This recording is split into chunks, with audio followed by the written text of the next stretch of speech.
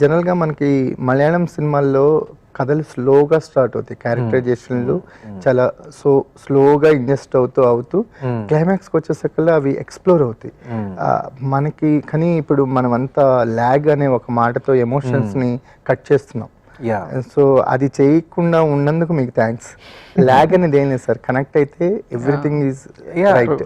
అంటే ఇమోషన్ పండితే మనం అసలు అక్కడ పెట్టి అసలు ఏమీ చేయకపోయినా అసలు ఇమోషన్ అక్కడ పండితే దట్స్ ఇనఫ్. మనకి అరవింద్ స్వామి కార్తీ మూవీ వచ్చింది. సో అసలు అది ఏ కమర్షియల్ ఫార్మాట్లోనే ఫిట్ అవని కథనం అది. సో కొన్ని ఎక్సెప్షనల్ కేసెస్ ఎప్పుడు ఉంటాయి సార్. సో ల్యాగ్ అనే మాటకి మీరిచ్చే డెఫినేషన్ ఏంటి సార్? వాట్ ఈస్ ల్యాగ్ అంటే? డెఫినేషన్ అంటే మీ దృష్టిలో ల్యాగ్ అంటే తెలియదండి. మీరు ఎప్పుడైనా జనరల్గా సినిమా రివ్యూస్లో కానీ వింటుంటారు కదా, కొంచెం ల్యాగ్ అయ్యింది, 20 minutes కట్ చేస్తే ట్రిమ్ చేస్తే బాగుంది అంటే that actually means probably that it's just not interesting there. అంటే అది ఇంట్రెస్టింగ్గా ఉంటే ఒక సైలెంట్ షాట్ పెట్టినా కూడా అది ఇంట్రెస్టింగ్గా ఉంటే that won't feel ల్యాగీ.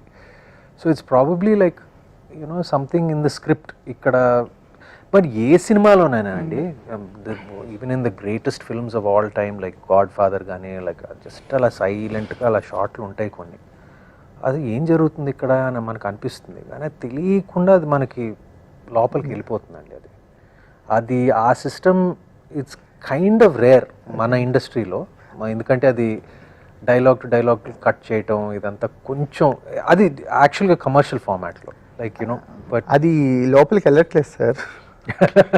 Either should connect to the world or characters.